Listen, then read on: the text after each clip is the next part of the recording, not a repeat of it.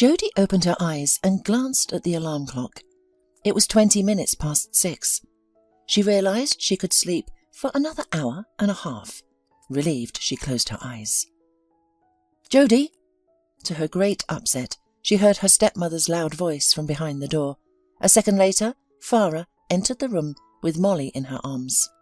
"She woke up again and came running to us," the woman said angrily, placing the little girl on the bed. "And your father and I have to sleep on our only day off." "But I have a shift at the hospital today," Jodie said. "I need to sleep too." The stepmother snorted. "You're young. You'll get plenty of sleep." She left the room, slamming the door shut. Jodie sighed and pulled her little sister close. "Shall we try to get some sleep, Molly?" she asked. The little girl nodded happily. "I was scared to sleep alone," Molly confessed. "I came to Mummy and Daddy. Mummy woke up and started swearing that I was keeping them awake." "Lie down," her big sister told her. "You're not scared with me, are you?" "No," Molly joyfully replied. She climbed under her sister's side and instantly fell asleep. Jodie, on the other hand, couldn't sleep. She lay awake for the rest of her sleep time, trying to count to 100 and imagining herself floating on a slow river or bobbing on a boat, but nothing helped. Careful not to disturb her sleeping sister, she took out her internal medicine book from the bedside table and continued reading. There was a lot to learn before Monday. Jodie worked as a duty nurse in the vascular surgery department. She got the job after her 3rd year of studies, as soon as she passed her exams and obtained her certificate. The head nurse, Susan, carefully examined Jodie. Jodie quickly adapted and learned the ropes. She wasn't a spoiled girl and was able to adjust to new circumstances. Jodie had lost her mother in a car crash when she was only 6 years old. After that, her father, Gregory, became withdrawn and spoke very little. From the age of 7, Jodie took care of herself. She learned to wash, cook and clean the house. Her father didn't pay much attention to her. He left for the factory early in the morning and returned late at night, eating whatever his daughter had prepared. Then he would sit on the sofa in front of the TV and fall asleep. Gregory didn't show much interest in Jodie's school life, what she had eaten that day, or whether she needed money for new tights, pens or notebooks. It was her grandmother who opened his eyes to this. Mary lived in another town and, despite her advanced age, still worked as a teacher, which made it difficult for her to visit her son and granddaughter often. She came for the Christmas holidays and was astonished by what she saw. The flat was being kept tidy, the floors were washed, the dust was wiped, and there was pasta on the stove, but it was clear that it was all done in a childish way. Grandmother was a wise woman. She hugged her granddaughter tightly, gave her the gifts she had brought and took her to her room. There, pretending to be interested in Jodie's room, she immediately noticed that all her granddaughter's clothes were old and worn out. The holes were diligently, though ineptly, patched, the ink in the pen was almost gone, and there were only fragments of pencils left. "Take a look at your presents for now," Mary said. "Open that big bag over there. There are sweets. Enjoy them. I'll bring you some tea." She returned from the kitchen with a tray carrying a large mug of tea with milk and some sandwiches. "Eat and read your books," Grandmother said affectionately. "Your father and I will talk in the kitchen." Jodie nodded. Mary, looking at her thin, pale face, almost cried. She held back her tears, smiled at her granddaughter, and went to the living room, where her only son was watching TV. "Gregory, shall we go and have tea?" she called out affectionately, but something clicked in Jodie's father's head, probably some childhood instincts. In his childhood, his mother could call him home affectionately from the courtyard and then scold him severely for some mischief that Gregory was sure she would never find out about. In the kitchen, Mary poured tea and sat down, looking at her son with the usual gaze from under her brow. "What's wrong, Mum?" he asked cautiously, hoping that the premonition had been deceived. "Gregory, do you even see what's been going on in your family since Sarah died?" He swallowed. It had been months, but he still didn't want to think about his wife's death. As long as he didn't talk about it, he could pretend that nothing had happened, as if Sarah had gone on some long business trip and it was unknown when she would return. But his mother, as always, did not tolerate reticence. Strict and principled, she always pointed out to him what Gregory did not want to see. For this reason, he feared her, hated her, and loved her at the same time. "What's going on?" he asked, delaying the inevitable conversation. "Everything's fine with us." "All right?" Mary spoke in a calm voice that contained a hint of steel. "That a 7-year-old girl cooks by herself, cleans the flat alone, goes to school and returns home unsupervised. Is that all right? Do you even give her money for food? For school lunches?" Sweat suddenly broke out on his forehead. "She hasn't asked for it once," he muttered quietly, like a delinquent schoolboy. "She must have taken it from her piggy bank." The events of the last few months flashed before his eyes. The first days after that, and the funeral itself, he remembered poorly. Only that it was the beginning of September. The weather was warm, and huge, beautiful yellow, wedge-shaped leaves were falling on the coffin with a black lid that was lowered into the grave. During those days, their flat was full of relatives. His mother, aunt and uncle, Sarah's older brother and sister, friends, and colleagues from work. He thinks he even talked to them about something. And then he and his daughter were alone. His life went on autopilot. He still went to the factory, and his daughter went to school. He didn't think about everyday moments, and now he suddenly realized that not once during all this time had he gone to the shop or given his daughter money himself. He didn't even ask her how she was doing or what they were doing at school. So she had been running the household like an adult all this time alone, without saying a word. And she also had a birthday at the end of September, which he had also forgotten about. Gregory lowered his head and covered it with his hands. Mary patted him on the shoulders and head. "I know," she said in a much softer tone, "that it's hard for you now. I too, after your father's death, took a long time to recover. At least you were an adult then, but Jodie is still a child. She needs you. There's no one else to take care of her but you, Gregory." He nodded without raising his head. The mother continued, "Time heals. These are trite words, but only those who have experienced grief can confirm that it is so. I can stay with you until the end of the New Year's holidays, and I'll do what I can. But I can't replace her mother, and neither can you. And don't make her grow up before her time. Don't burden her with taking care of you, as well as herself. It's too much for a little girl." At last the son raised his head and looked at his mother with eyes wet with tears. "What am I to do then?" Mary sighed. She stayed for the promised period.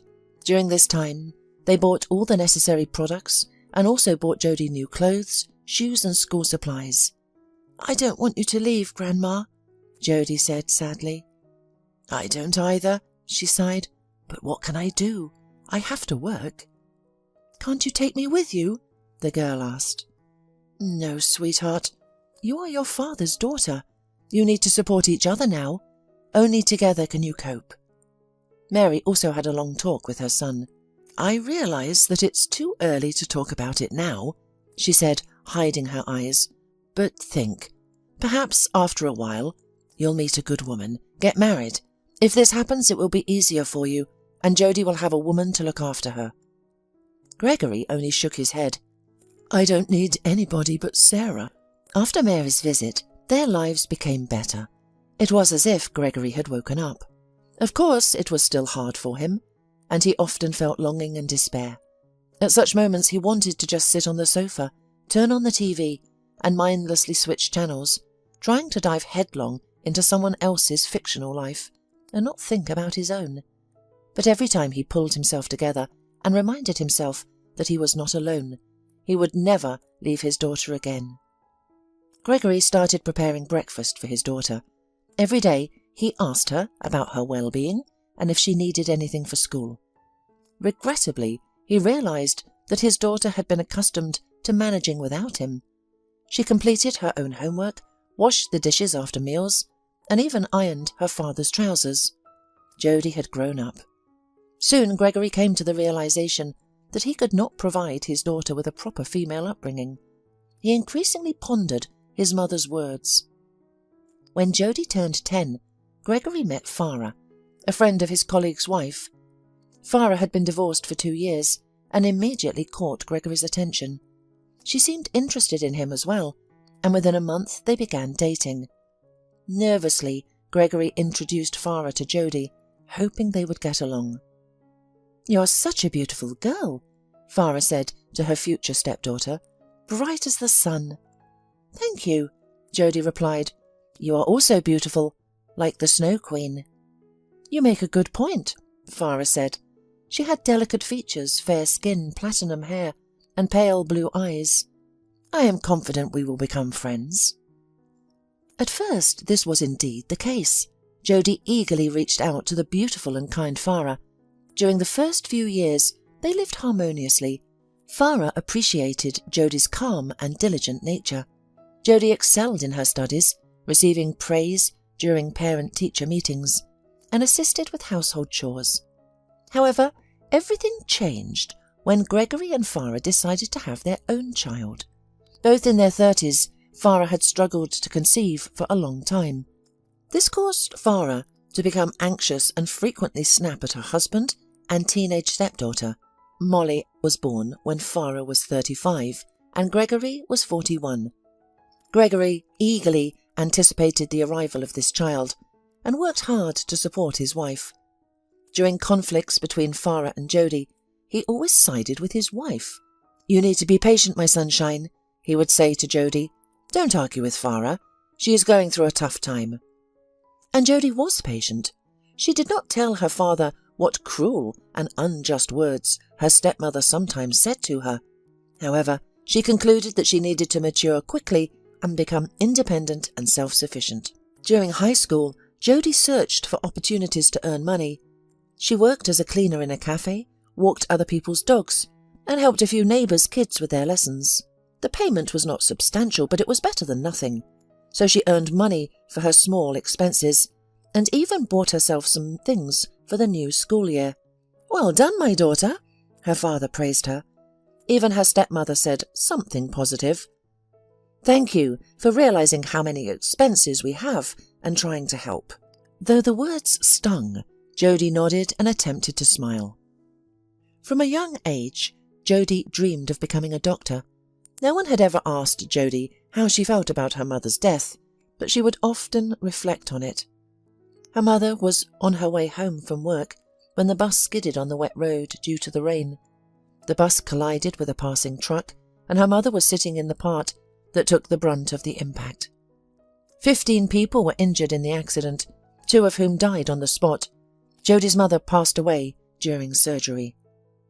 Each time she recalled this memory, she tried to understand why it happened. Did the ambulance arrive too late? Were there not enough doctors, resulting in delayed surgery? Or perhaps the level of medical care at their hospital was inadequate? If her mother had been at a more qualified clinic, would she still be alive? The day she entered medical school marked a joyous milestone in her life. However, this new chapter required her to leave her part-time job. For the first 2 years, she barely had a spare minute. Her time was consumed by learning the Latin names of anatomical structures and memorizing an extremely significant amount of medical information. The 3rd year of study merged into an endless series of courses: pharmacology, pathological anatomy, operative surgery, pathological physiology, and others. By this time, Jody realized she needed to do something with her life. Unfortunately, the conflicts with her stepmother had not ceased after these 3 years, and there seemed to be no opportunity to change the situation. The upcoming year promised to be easier, so Jody passed exams for the nursing certificate, secured a job, along with a room at the hospital dormitory. "Why do you want to live in the dormitory?" her father asked. Jody glanced at her stepmother, who was rocking little Molly in her arms, but quickly looked away. "It's only a 10-minute walk to work," she smiled. "I'll save on fares." Gregory sighed but did not object any further. Since then, Jody has rarely visited her childhood home or stayed overnight. As it turned out, it was for a good reason. A few minutes before the alarm clock went off, Jodie carefully switched it off to avoid waking her little stepsister. She slowly got out of bed, gathered her things and quietly left the room, closing the door behind her. Her shift wasn't starting for a while, but she wanted to leave the house as soon as possible. When she arrived at the hospital, there was still an hour before work began. "Oh, Jodie," her fellow shift worker Anna cheerfully greeted her. "What are you doing here so early?" "I woke up early," replied Jodie. "How are things on the ward?" Anna shrugged. "Everything seems quiet. No admissions. We've administered antibiotics and done IVs and dressings." Jodie nodded. "Is anyone in the ICU?" "Yes, one person. A very nice elderly woman, by the way. She had an emergency clot removed the day before yesterday. I'll need to change her bandages." "Okay," said Jodie. "Well, since I'm here anyway, I'll let you go home early." Anna smiled happily. "Thank you, Jodie." And murmuring some popular song, she walked towards the changing room. As for Jodie, she made her rounds, greeting the patients who were just finishing breakfast. Then Jodie went to the surgeon on duty. "Dr. Bachman, good morning." The young, ruddy-haired surgeon with glasses looked up from the medical history, which he had diligently pasted some papers into. "Good morning, Jodie. How are we doing?" "Everything's on track. Are you coming to watch the dressings?" He shook his head. "If everything looks good, go ahead and bandage it up. If it's bad, call me. You're a future doctor. I trust you completely." "Okay," Jodie replied. This time everything went smoothly, and Jodie never once had to call the surgeon on duty. After the dressings, she administered the IVs. Luckily, there were only 4 today. While the patients settled down, Jodie began cleaning the dressing room, then put away the racks, disassembled IV systems, and went to the ICU. There, the patient was cared for by nurses and orderlies from the ICU, but the dressings were performed by the medics of the assigned unit. Jodie approached the bed and saw a small, pale elderly woman. Her eyes were closed, and she breathed slowly and deeply. "Mrs. Hambley?" Jodie asked cautiously. The patient opened her eyes and looked at Jodie with a faint smile. "That's me. And what's your name?" "Jodie, I'm a nurse on your ward. How are you feeling?" "Fine." "I'm here to change your bandages," Jodie said. "Yes, of course." The elderly woman tried to lift the blanket, but her arms were too weak. Jodie gently pulled it away for her. "Get some rest," Jodie told her. "I will do everything by myself." Mrs. Hambley smiled weakly and watched carefully as Jodie deftly cut away the old bandage, examined the surgical site, treated it, dried it, and carefully applied a new bandage. "Well, that's it," Jodie said it cheerfully. "Get well." The patient sighed heavily, but immediately smiled. "Thanks, honey." Jodie was about to write a note about the dressing in the logbook when she heard the anesthesiologist's voice from behind her. "Hi, tell Dr. Bachman that Mrs. Hambley has to be taken to your department at 5 o'clock. "Is she all right?" asked Jodie excitedly. "If only," snorted the anesthesiologist. At that moment he was called, and Jodie couldn't find out what was wrong. As a future doctor, Jodie was interested in almost every case that passed through her. She couldn't leave the old woman she liked without attention, especially after the anesthesiologist's incomprehensible words. She went to the surgeon on duty for clarification. He was still sitting at his computer, filling out his patients' case histories. Jodie relayed the anesthesiologist's words, and then, instead of leaving, she hesitated on the threshold. "More questions about patients?" Dr. Bachman asked cheerfully. "Yeah," Jodie replied timidly, "if you have time." He glanced at his watch. "It's lunchtime. Let's have lunch and discuss your questions." Sitting at the canteen and eating his meal, the doctor asked, "Well, what did you want to know?" "It's about Mrs. Hambley," Jodie replied.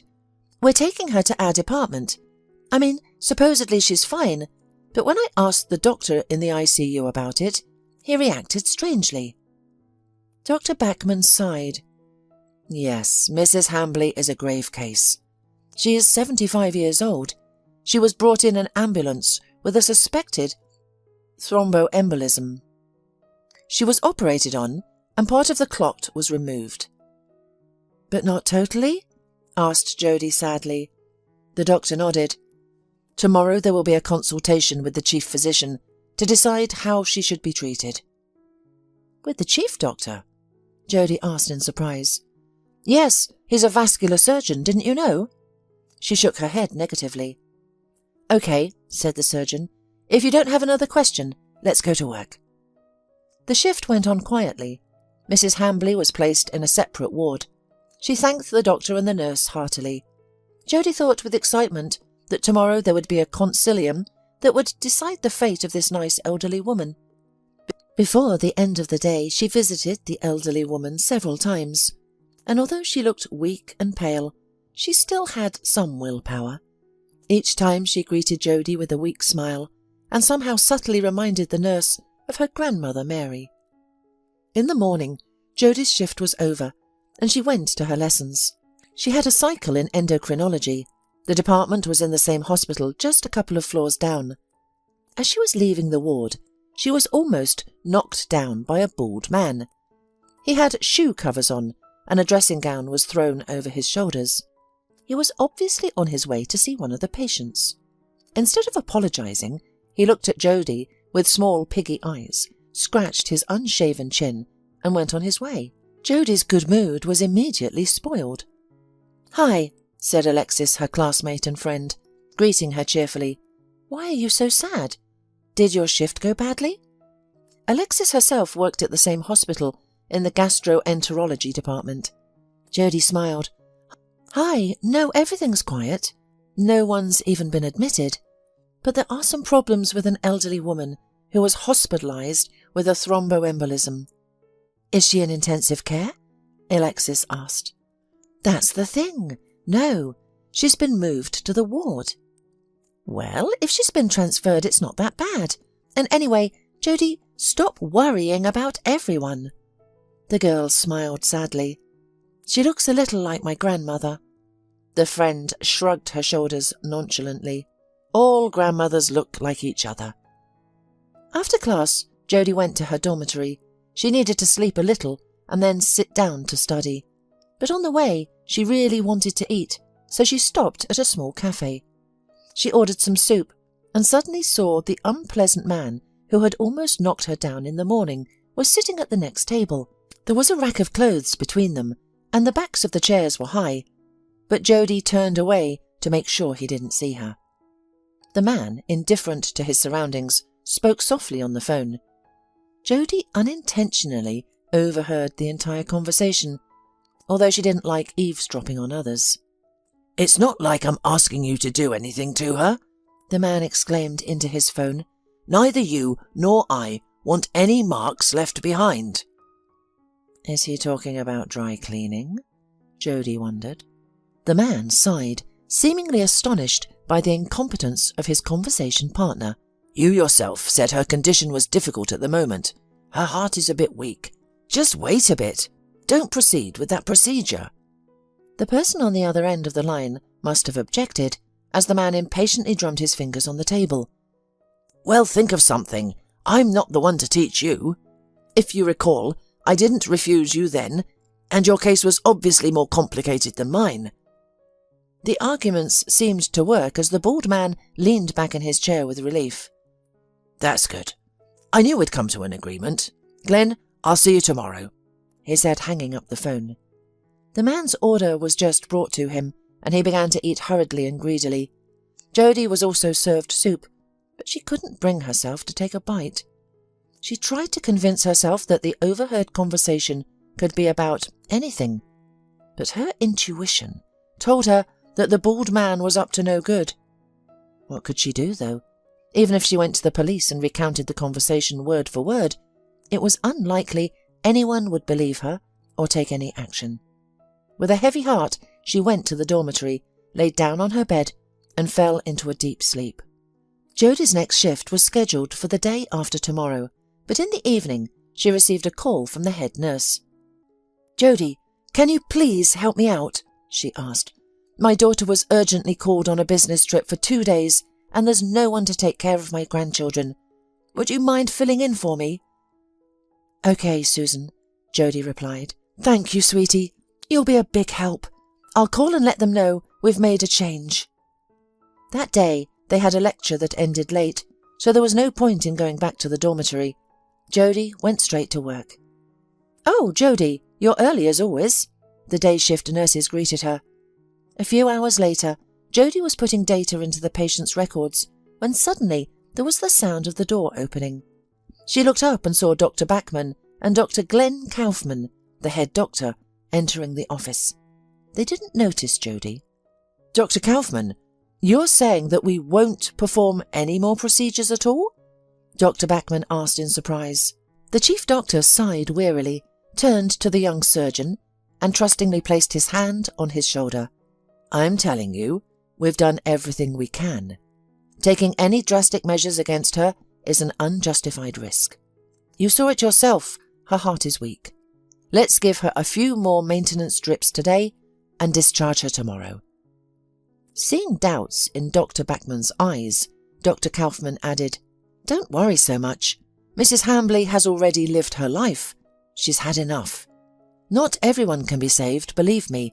I'm an experienced doctor, and I've seen many cases like this." "Discharge her." Dr. Bachman weakly nodded. The chief doctor smiled with satisfaction and encouragement, then left. Only now did the young surgeon notice Jody. "Oh, Jody, you're on duty again today." The girl weakly nodded. "Did you hear everything?" he asked sadly. "Yes." "That's how it is. Get ready. You're going to be a doctor, and you have to make many tough decisions." "I understand." Throughout her shift, Jody couldn't shake off her thoughts about Mrs. Hambley. Something was not right. After dinner, she put the elderly woman on a drip, and she said to her, "Jody, the doctor came to see me, cheered me up, and said they'll discharge me tomorrow." "Yes, that's true. How are you feeling?" the nurse asked. "Still weak," the patient admitted. "Breathing is difficult, as if something heavy has filled my chest from the inside. But it's all right, I'll manage."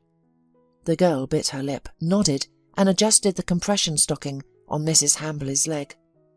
"Thank you, dear," the elderly woman said. "You've saved me here. When my son-in-law came, I told him the same thing. If not for the doctors and nurses, I wouldn't be here any more." She smiled warmly and continued, "We haven't talked in a long time, even though he's my only relative who's still alive, even if not my blood.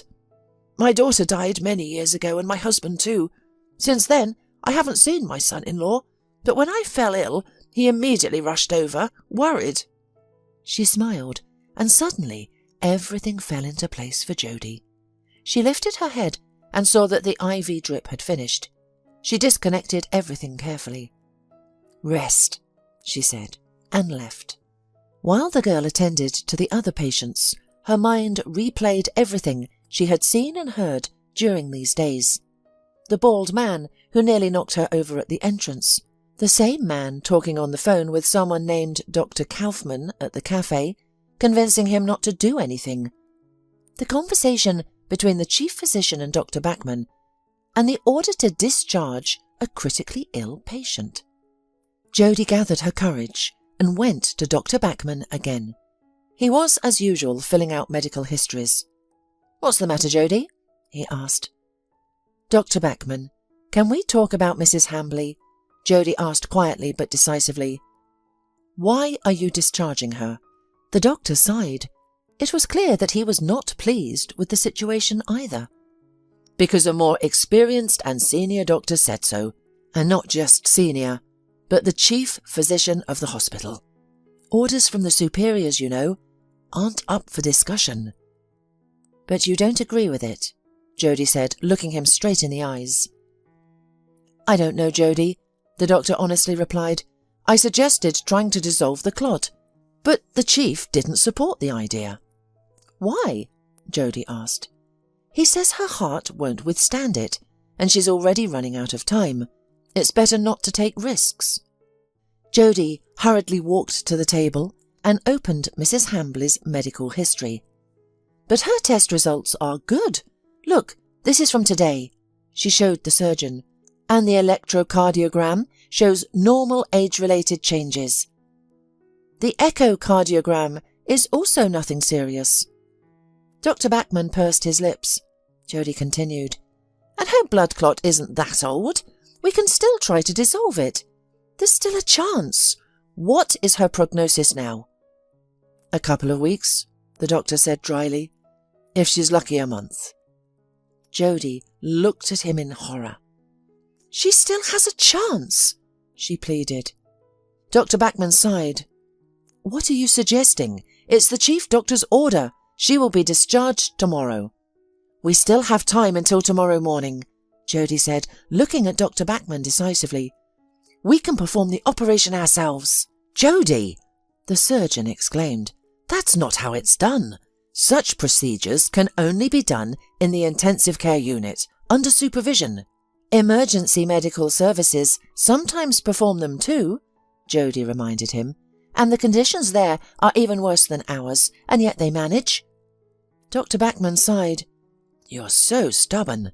Emergency services only do it when there's no other option, and every second counts, and the outcome is not always favourable." "We don't have any other option either," Jody almost shouted. "Didn't you think that she's not being discharged for no reason?" The surgeon frowned. "What do you mean?" And Jody told him everything she saw and heard. Dr. Bachman listened silently without interrupting. "Yes, the bald, stubby, unpleasant man with small eyes, that's her son-in-law," he confirmed. "And he knows the chief doctor. I was called to Dr. Kaufman's office yesterday to report on the condition of Mrs. Hambley. That man was sitting there too." "I wonder how he knows the chief," Jody said thoughtfully. The surgeon thought about it. "Mrs. Hambley mentioned that her son-in-law holds some very high position in the traffic police or something similar. You know, people gossiped that Dr. Kaufman's son had an accident a few months ago. It seems like someone was even injured there, but he miraculously got rid of the punishment." Jody was surprised. "So you're thinking Dr. Kaufman made a deal with him, and now he has to pay back the debt? I wonder why the bald guy wants to get rid of the old lady." The doctor shrugged. "Who knows? It could be about inheritance or personal reasons. These are just our speculations, Jody. But you're right, we need to save the elderly lady. Prepare everything for the IV drip, and I'll go get the medication." 30 minutes later, the doctor returned. Together, they went to Mrs. Hambley's ward. "Another drip," the elderly woman exclaimed cheerfully. "I thought we were done for today." Dr. Bachman smiled warmly. "I decided to pamper you once more before you get discharged, but this one will last all night." Seeing the patient's surprise, he added, "It's good that they haven't removed the catheter yet. You can sleep. The drip won't bother you, and Jody and I will quietly check on your progress." "Thank you, my darlings," the old woman said affectionately, looking at both of them. Jody would never forget that night. She and Dr. Bachman didn't sleep. They couldn't predict how the medication would affect her. Perhaps the blood clot was too old and nothing would happen, leaving Mrs. Hambley with only a few more weeks to live. They risked and essentially committed a crime for nothing. On the other hand, the medication could be too strong, causing bleeding that could also be fatal for the patient. But luck was on their side. By morning, the drip had finished, and Mrs. Hambley continued to sleep peacefully. Her breathing was steady and calm. "Before her discharge, I'll take another X-ray to see if the medication worked," the surgeon said. "And if it did?" Jody asked. "How will you explain it to the head doctor or her son-in-law?" The doctor smirked. "I won't. I simply won't include it in her medical history. My classmate is on duty today. We'll take Mrs. Hambley to the machine, take a look, but we won't write anything down. Only you and I will know the results." Jody gasped. "So they will think we're discharging her in the same poor condition?" "Exactly. Otherwise, we'll face plenty of questions." During the day, while Jodie was in class, she received a message from Dr. Bachman. "Everything is okay." She smiled happily and put her phone away. Although she tried to focus on her lesson, her thoughts kept drifting back to Mrs. Hambley. How would she feel after being discharged? Did she have anyone to take care of her? She had mentioned that besides her son-in-law, she had no one left. Jodie couldn't understand why she was so concerned about a stranger. "Jodie, focus!" Alexis nudged her gently. "This topic will be on the exam." Jodie nodded and tried to concentrate on her studies. The following month, Jodie didn't have any shifts with Dr. Bachman. She didn't have the opportunity to find out the details of Mrs. Hambley's discharge. And then she became busy with her study and work, so she no longer had time to think about the old woman. Those few weeks that didn't fall on duty, Jodie had to stay with her younger sister. "You still live in our house," stepmother said to her. "There is a room here where your things are, so please help." Of course, Jodie didn't mind being with her younger sister. 4-year-old Molly had just entered that cute age when children are interested in the surrounding world. The days were warm, and the sisters spent most of their time outside. On this day, they were walking past a large supermarket. "Shall we get something to eat and go to the park?" Jodie asked her younger sister. "Peach yogurt in a bun," Molly declared.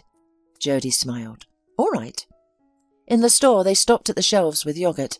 Jodie let her sister choose for herself, and the little one, with her childish fickleness, started examining the shelves, trying to decide what would be the most delicious. "Jodie, is that you, my sunshine?" She suddenly heard a familiar voice behind her. The girl turned around. It was Mrs. Hambley. The old lady looked quite lively. "I was watching. Is it you or not?" the former patient said. "But then I recognised you by your hair. It's definitely you." "Nice to meet you, Mrs. Hambley. How are you feeling?" Jodie asked. "Just great. Remember, you and the doctor put the drip on me before discharge." "Of course I remember," Jodie cautiously replied. "Well, after that, I immediately felt better, as if that heaviness in my chest had gone. And then at home, Dr. Bachman instructed. I started moving more, walking. Now I feel wonderful." "I'm very glad, Mrs. Hambley," Jodie said. "Is she your daughter?" the elderly woman asked, nodding towards Molly, who was still unable to decide on the yogurt. "Younger sister," Jodie answered. "I'm taking care of her today while our parents are resting. We decided to get something to eat and go to the park." "Are you going to eat in the open air?" the elderly woman exclaimed. "Come to my place instead. It's nearby. Let's have some tea." "Oh, no, it's inconvenient for me," Jodie said. Mrs. Hambley shook her head. "Stop it. I have pies and soup at home. An old friend was supposed to come for a visit, but she fell ill." She sighed sadly, and Jodie suddenly thought that Mrs. Hambley must be very lonely if she invited a barely familiar nurse to her house. "All right," Jodie said, "but the cake is on me," she added quickly. "No objections accepted." "As you wish, Doctor," the elderly woman said with a smile. Mrs. Hambley lived in a 10-minute walk from the supermarket. Seeing her big, beautiful house, Jodie couldn't help but be amazed. "Wow," the girl exclaimed. "It's so huge." The elderly woman smiled as she inserted the key into the lock. "My late husband held a high position, and he built this house. Nowadays this neighbourhood is almost in the centre, but back then we lived on the outskirts. Come in, girls." Inside the house it was quiet. Everything was clean, although it was evident that the wallpaper, furniture and chandeliers had been there for many years. Jodie felt like she had been transported back 40 years, but the house did not look outdated. On the contrary, it seemed as if they had travelled in a time machine to a new and beautiful house from a classic movie. "You have a stunning house," Jodie said. "Just like in the movies," Molly added, echoing her older sister's thoughts. Mrs. Hambley laughed. "Thank you, girls. Let's have lunch and I'll show you around the house." She cooked amazingly. The sisters appreciated both the soup and the pies. After having lunch, Molly went to the living room to start examining the numerous figurines on the fireplace, with the hostess's permission. Jodie and her former patient sat with tea in a cosy armchair in front of a coffee table to talk peacefully and keep an eye on Molly. "Thank you, Jodie," Mrs. Hamberley suddenly said. "For what?" the girl asked, surprised. "I should be the one thanking you for inviting us and treating us so well." The elderly woman smiled. "I am old, sick and lonely, and I have had almost no friends or loved ones for many years. I spend almost all my time alone.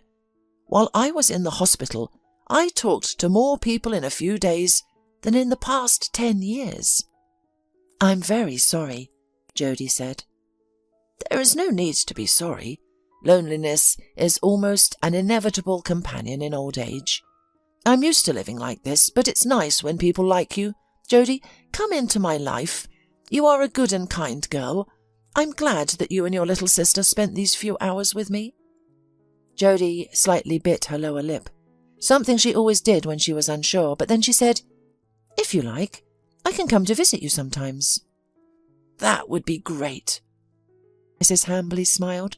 "Come by any time, alone or with your little sister. I will always be happy to see you." And so Jodie gained a new friend. Despite the half-century age difference, she and Mrs. Hamberley had plenty to talk about. It turned out that the old woman had led an interesting and eventful life, albeit with some tragic moments. "I was born after the war," she began to tell Jodie, "in a small village many thousands of kilometres from here. There were 7 of us in the family. I was the oldest, and all the others were my brothers." "It must have been nice to be the only girl in the family?" Jodie asked. The old woman smiled. "Actually, not really. Maybe if I had been the youngest, it would have been different. But since I was the oldest, all I did was help my mother, do laundry, cook, work in the garden, looking after my brothers. Maternity leave didn't exist in those days. My mother barely had time to recover from giving birth before she had to go back to work." "Wow," Jodie was only able to say. "How did you manage with all of that?" After that, her own childhood didn't seem as difficult for her as she sometimes thought. "I just don't know that things could be different," said Mrs. Hamberley. "Everyone lived like that back then. But I knew that I didn't want to live like that. My father decided everything for me, found me a groom from our village, and even made a list of dowries he would give me. A pig, a dozen chickens and a calf. The groom's parents were willing to give him a horse, a young cow, and a duck with a drake, so the marriage promised to be profitable." She sadly smiled as if remembering something. "But I absolutely didn't like the groom. He was like an ordinary village boy, healthy and hard-working, but there was always something repulsive about him to me, like how he constantly got into fights for no reason, mostly with those weaker than him. He could kick a dog that had the misfortune of being in his way. And, most importantly, how he looked at me as if I were his property, even though we never even talked. There was only an agreement between our parents." "What did you do?" Jodie asked. "I ran away," said Mrs. Hamberley. "It was 3 kilometres through the forest from our village to the train station. The train stopped there twice a week, exactly at midnight, going to the capital. The train only stopped for 2 minutes. And imagine, me, an 18-year-old, the night before, I hid a small bag in the shed. In the bag there was a bottle of milk, a loaf of bread, and a spare pair of warm socks. I waited until my parents went to bed and sneaked out of the house. And then I ran through the forest at night. It was scary. I was afraid of losing my way, afraid of running into a wolf or a bear, afraid of being late, or that my parents would catch up to me." "You were so brave." "No, oh no, my dear. I was trembling like a hare, but apparently fate was in my favour. I arrived at the station just as the train stopped. I gathered the last of my strength and made my way to the last carriage.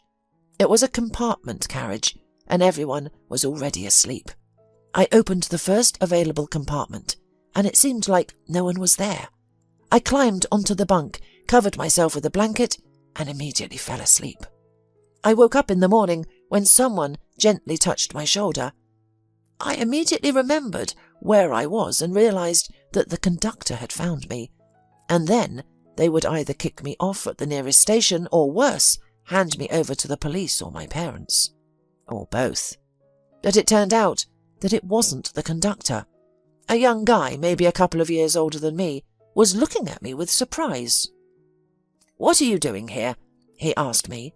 "I'm going to the capital," I replied. "Oh, really? And why in my compartment?" I shrugged my shoulders. "Well, you're alone here anyway. Is a seat that precious to you?" "So, you don't have a ticket?" he asked. That's when I realised that he would report me, and I started to cry. But he seemed scared. "Why are you crying right away?" he said. "I'm not going to tell the conductor about you. I don't mind. And besides, I bought you some tea. Are you hungry?" I climbed down and took out my bag. I had bread and milk, and he had a lot of food that his parents packed for him. "So he didn't report you?" Jodie asked with a smile. Mrs. Hambley shook her head. "No, we got to know each other. We talked. It turned out that he was born and raised in a town that was a 2-hour train ride from my village, and now he studies in the capital. He was visiting his parents. I briefly told him about myself and said that I was going to apply to a theatre school." "Where are you going to live?" he asked. "In a dormitory." "And if you don't get accepted?" "I will get accepted." "You're an adventure girl, and you have too few things to move to the capital," said the guy. "I don't like to take unnecessary things with me," I told him. In the end, he gave me the address of his dormitory and said I could always turn to him if I needed help. "Were you really going to become an actress?" Jodie asked. "Oh, I went everywhere I could just to get a place to stay in the dormitory. But as I said, fate favoured me. In general, the director, who urgently needed a girl of typical appearance for his theatre, was an examiner in acting class. He saw me and said that I was what he needed. Don't look at me like this. I used to be beautiful at 18. Mrs. Hambley smiled and handed Jodie an old black and white photograph. It showed a smiling girl with huge eyes, long eyelashes, a slightly upturned nose, slightly plump lips, and a thick, light braid draped over her shoulder. "Yes, you are very beautiful," Jodie said, smiling as she examined the photograph. "After my admission, I went to the cafeteria and asked the woman there if she needed an assistant. 'I can wash all the dishes or floors for you. Just give me something to eat.' She turned out to be a kind woman. She fed and let me stay with her until I was given a place in the dormitory, and so gradually life began to improve." "But how?" Jodie asked. "You were alone in a strange city, without money and belongings." The elderly woman smiled. "Oh, my dear, we could talk about that for a whole week. But do we need to? I won't say that it was easy for me. Maybe I managed because I was young, had a lot of energy, and had nowhere to retreat. I was even afraid to imagine what my parents would do to me if I went back. Well, and of course, the prospect of marriage was also scary. In the capital, although it was difficult, I always lived with hope for the future. And kind people helped. My roommates, who were also girls from the village or backwoods town, shared what they could, including food and clothing. Sometimes the teachers would give me some extra work. Of course, officially it was all forbidden, but people still wanted someone to sing or dance at a wedding or anniversary, so we lived." "Wait," Jodie said. "Did you meet that man traveller of yours from the train again?" Mrs. Hambley smiled cunningly and said, "Of course, but not right away. First I settled in the new place, got used to studying, and got to know the city a little. Then I borrowed a dress and shoes from my friend and went to visit. I caught some guy near his dormitory and asked him to tell Paul from room 20 that his stowaway travel companion was waiting for him." "Wow, did he come out?" "He came out in a minute. I still remember it. He said he couldn't believe that I would actually come." "And what happened next?" "He invited me in for tea. It turned out that he was studying at a very prestigious department. Something between political science, sociology and management. If we put it in modern terms, Paul was so enthusiastic about all of this. He believed that he could help people. He had an amazingly bright mind and a good memory, and Paul could analyse information like no one else. He could easily explain the most complicated things to me. For 2 months we just talked, visited each other, went for walks, and then he asked me to be his girlfriend. Of course, I agreed. A month later, Paul gathered the courage and proposed to me. I agreed again. "What was your wedding like?" Jodie asked. The elderly woman smiled. "I wore the most beautiful dress that I could find in the dormitory. We invited my friends and Paul's friends. We took photos near the registry office, and then we all had a party in the canteen.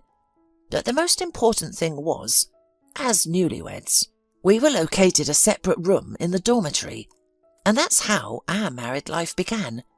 I won't dwell on it for too long because the first few years were difficult. It may sound pompous, but love helped me not to notice all of that. It also helped that we were both passionately in love with the work we were doing. I was willing to spend several days and nights at the theatre, and he had his meetings and business trips. We didn't see each other very frequently, but that only made our love stronger." Mrs. Hamley suddenly fell silent. Jodie suddenly thought that she was probably tired of talking so much. "Maybe next time you will tell me the rest," she gently offered. "I have already tired you." Mrs. Hamley laughed. "It is me who tired you with my century-old stories." "No, not at all. But you're right. Let me tell you the rest next time." A couple of days later, Jodie's shift finally coincided with Dr. Bachman. "Oh, student," he greeted her happily as he entered the post. "Good day," Jodie smiled. "How are you?" "Fine as always. I want to sleep and eat." "Nothing new," Jodie smiled. Jodie cautiously looked into the corridor and, making sure no one was there, quietly asked the surgeon, "Do you remember Mrs. Hamley?" "I remember," the doctor immediately replied seriously. "What about her?" "Everything is fine." Jodie hurried to reassure him. "I've just met her recently. She looks great and feels well." "Really?" he asked. "Yes." He sighed with relief, closed his eyes and blissfully smiled. Then he opened his eyes and looked at Jodie. "So it was all worth it, right?" Jodie smiled in response. "It was worth it." The doctor nodded. "It's all because of you. You did an impressive job saving the elderly lady." "Oh, come on, Dr. Bachman. Nothing would have worked without you." "All right, let's agree that we acted together, but we shouldn't do it again." Jodie smiled. "If you happen to see Mrs. Hamley again, say hello. She's a lovely old lady." "Definitely." Jodie passed on the doctor's message during her next visit. "Oh, thank you so much," the elderly lady said joyfully.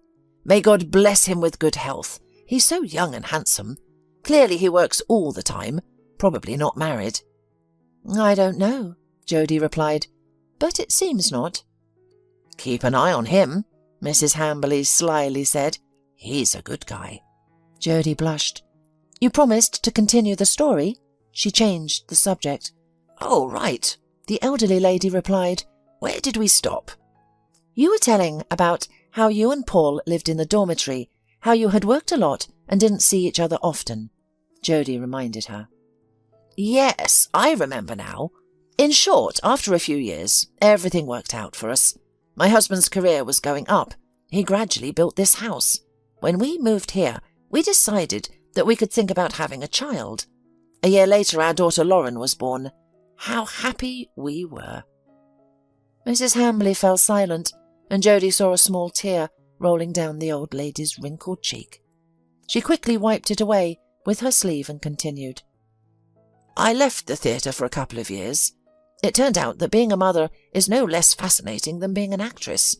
I constantly thought about how my husband and I could create something so beautiful. Lauren looked like a little porcelain doll.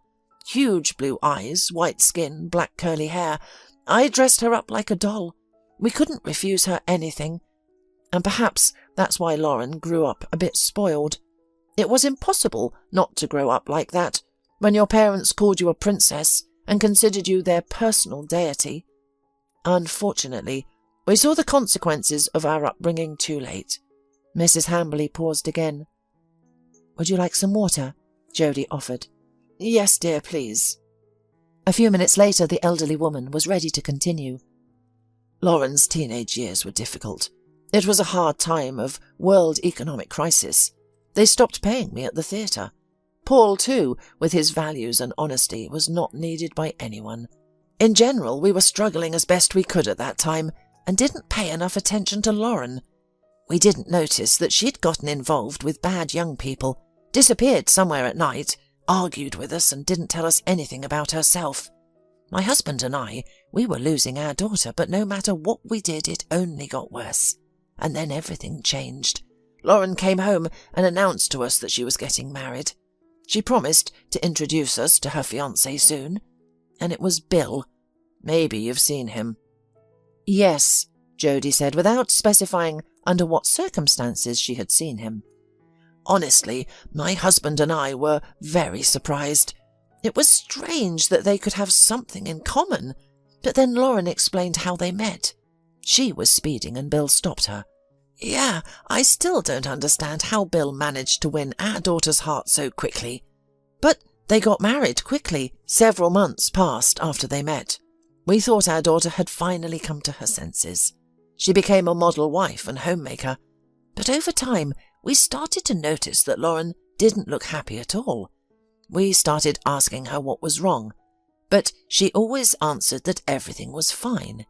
And then one night, she left the house, got into her husband's car, and drove somewhere. It was raining that day, the road was slippery, and the car flipped over several times. "Oh," Jodie said softly. "She died on the spot. Paul and I couldn't believe it for a long time. We asked Bill what happened, and he said they had a fight. She ran out of the house and left. After that, my husband and I felt like our lives had lost meaning, and Paul never recovered from the death of our daughter. He passed away 5 years later." "I'm sorry," Jodie said. The elderly woman nodded. "In general, there's nothing else to add." Jodie gently took her hand, and Mrs. Hambley replied to this gesture. "Thank you, dear. You're a very kind girl." Then Jodie decided to ask her what had been bothering her for a long time. "Do you still communicate with your son-in-law?" Mrs. Hambley shrugged. "In the beginning, after Lauren's death, we communicated, but then less and less. Then he helped me with Paul's funeral. I remember I told him, 'Bill, you're now my only close person and heir.' After that, he started calling and visiting me occasionally, but not often. Of course, I can't blame him for that. He has a high position." After this conversation, Jodie and Mrs. Hambley seemed to become like family to each other. The girl now regularly visited the elderly woman, brought groceries, and stayed overnight. While some aspects of her life and certain moments became clearer, others became even stranger. For example, Jodie became more convinced that Mrs. Hambley's son-in-law had specific motives for wishing harm to her, and Jodie feared for the old woman's life and health. However, her son-in-law never appeared in her presence. "Perhaps he's biding his time," Jodie said to Dr. Bachman. She told him everything she had learned. They were on duty together again, and now they were having dinner. "Well, it seems like you're going a bit overboard with fulfilling your medical duty," the doctor sighed. "I can't abandon her," Jodie said. The surgeon sighed again. "Yes, I've already understood that. But what are you going to do? If this son-in-law has even pressured the chief doctor, what can we do to counter him?" "I don't know," Jodie replied. "I hope he at least won't intentionally harm her." "I think he won't. Maybe we should somehow warn Mrs. Hambley about a possible attack?" Jodie sighed. "I've thought about it, but what evidence do we have? She has known her son-in-law for many years, while she has known me for only a few months. And what can she do? For example, not transfer her house to him," the doctor suggested. "But what if it's not just about benefit? What if he simply hates her? And this story about Lauren's death also seems suspicious to me."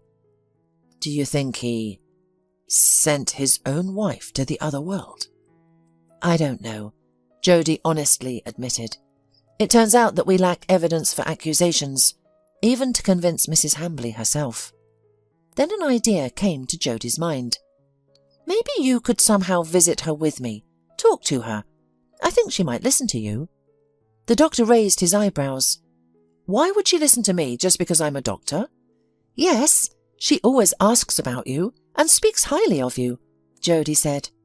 Dr. Bachman smiled. It's nice that she values my medical skills so highly, but I doubt my authority in her eyes extends to other aspects of life. I don't think I can go to her house and say, your son-in-law wanted to send you to the other world. She'll respond, Of course, Dr. Bachman, I totally believe you. Jody felt embarrassed. I'm sorry. I'm just scared to think that I know Mrs. Hambley is in danger, that she narrowly escaped death, but perhaps she is still in danger. Dr. Bachman sighed. Jody, are you trying to play on my conscience? In the end, they agreed that Jody would visit Mrs. Hambley more often and keep an eye on her. 3 weeks passed after this conversation. Jody was already approaching the dormitory when her phone rang. Yes, Dr. Bachman, she answered with some surprise. Are you far from the hospital? He asked. About 10 minutes away, why? Let's meet at the hospital cafe in about 15 minutes. It's very important. All right, Jody replied. I'll be there. Great, and Jody, please order mushroom soup with croutons and a beef à la française for me. I just finished my shift. Then Dr. Bachman approached just as the waitress was placing the plates of food. Hello, Jody. The doctor greeted her without wasting time, started eating. The girl understood that he didn't intend to talk to her anytime soon. Shrugging, she also began to eat. I love this mushroom soup, Dr. Bachman said, leaning back against the high backrest with pleasure. The best in town. I'll definitely try it next time, Jody said. But you didn't invite me here for the soup, did you? Maybe I missed you, the doctor smiled, seeing that the girl was looking at him seriously.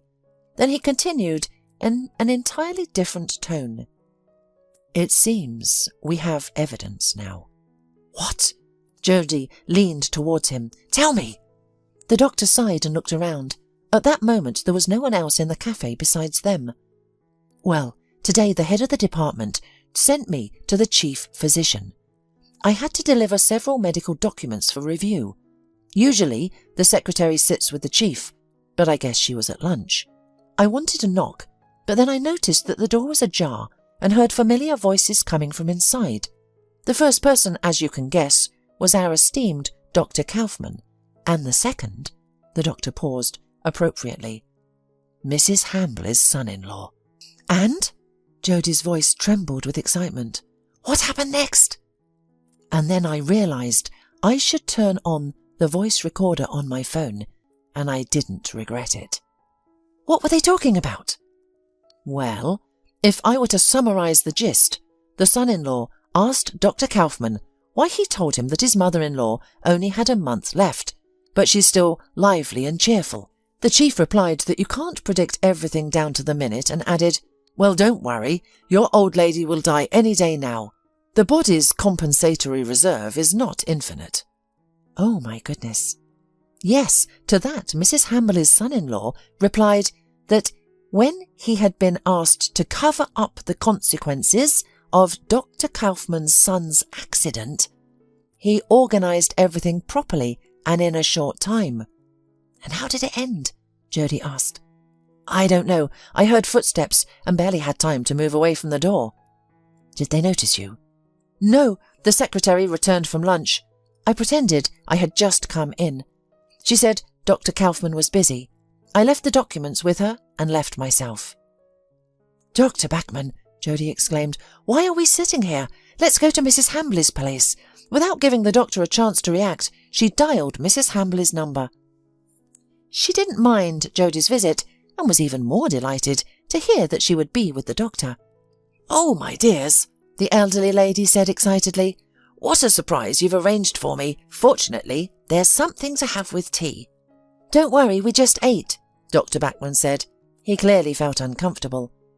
We're here on business, Jody said. Mrs. Hambley raised her eyebrows. What happened? There was a slight pause. None of them dared to start. Finally, Dr. Bachman spoke up. Mrs. Hambley, Jody and I have some suspicions regarding your son-in-law.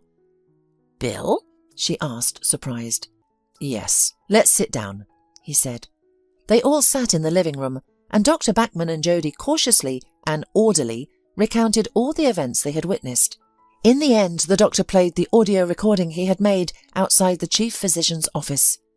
Throughout the whole time, Jody was afraid that their former patient would feel unwell.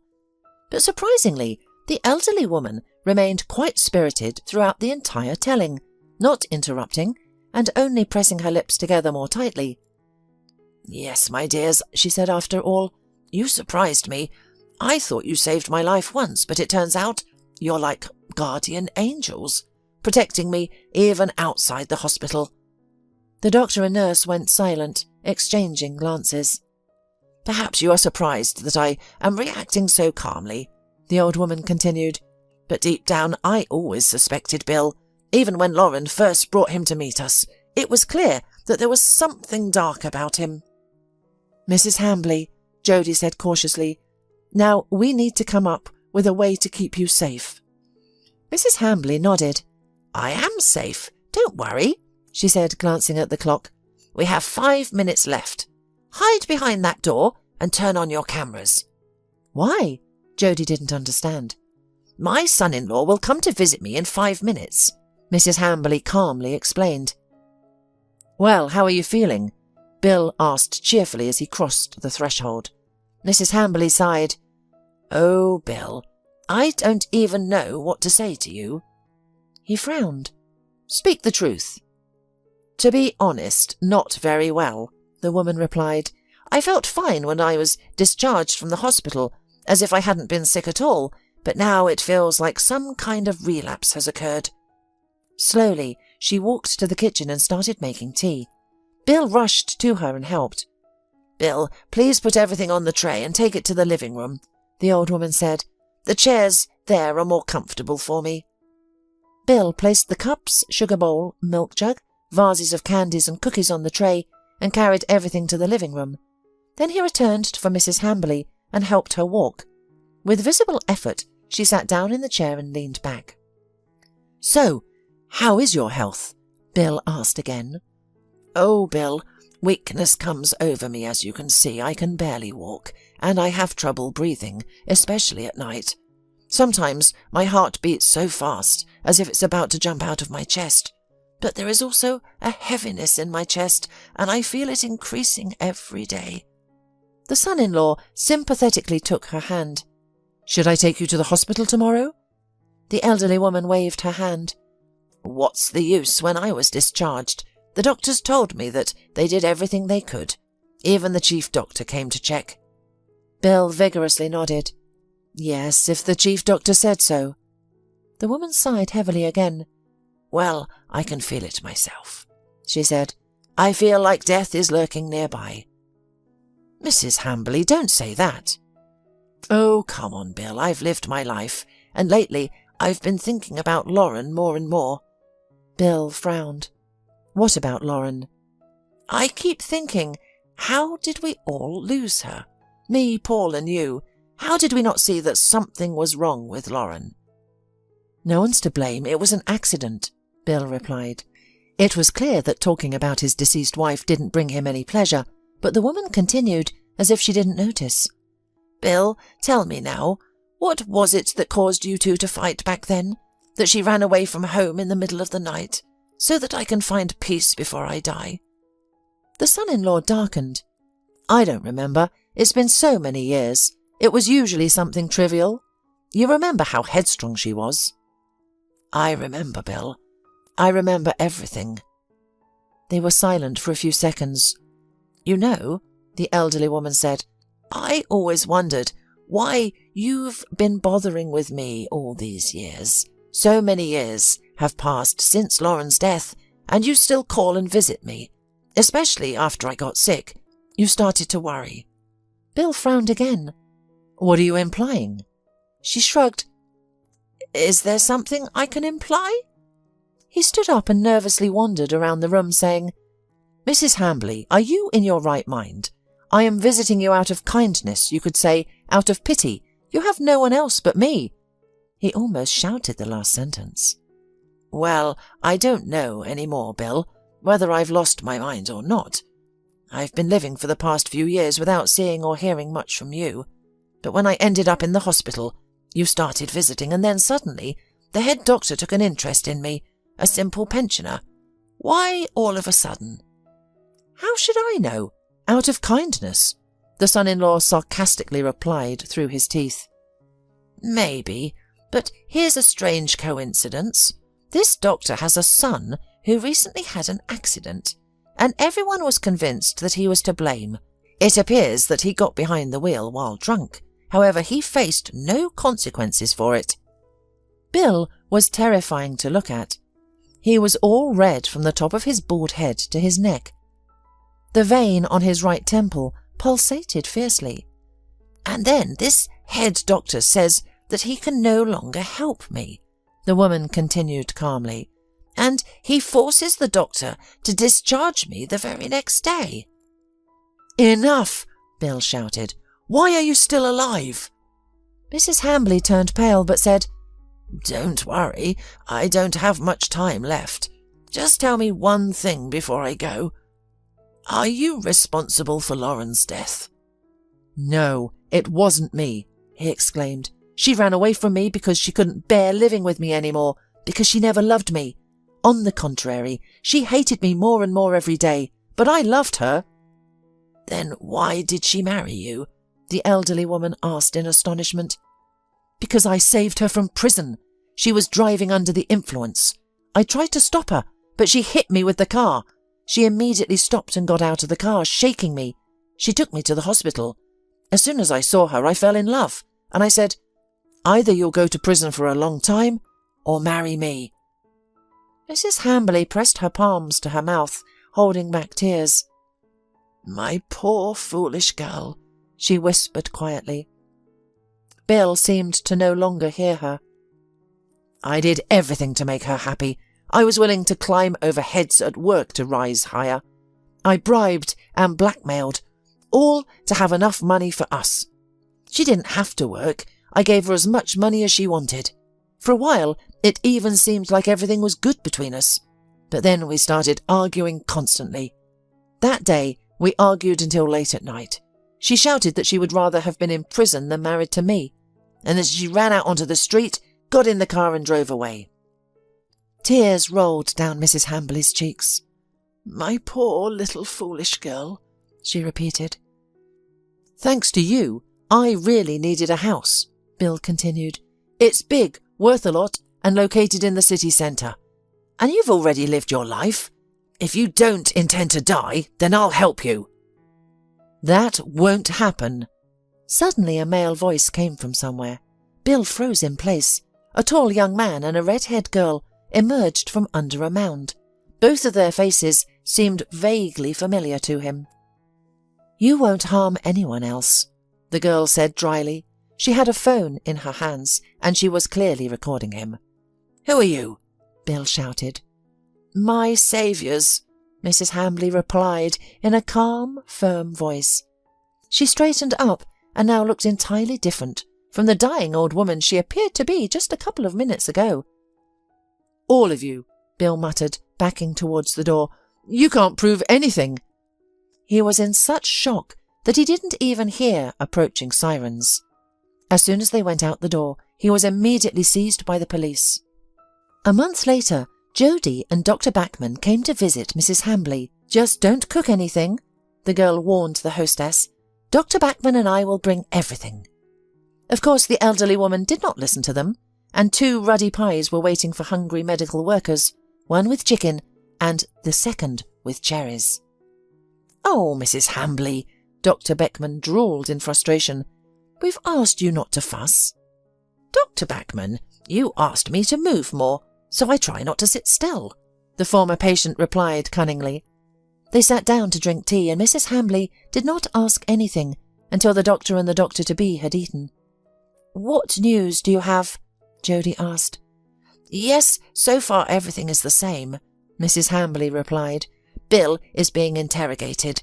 The investigator said that the episodes about me and the chief doctor can be considered proven, but now they're spinning a whole network through him.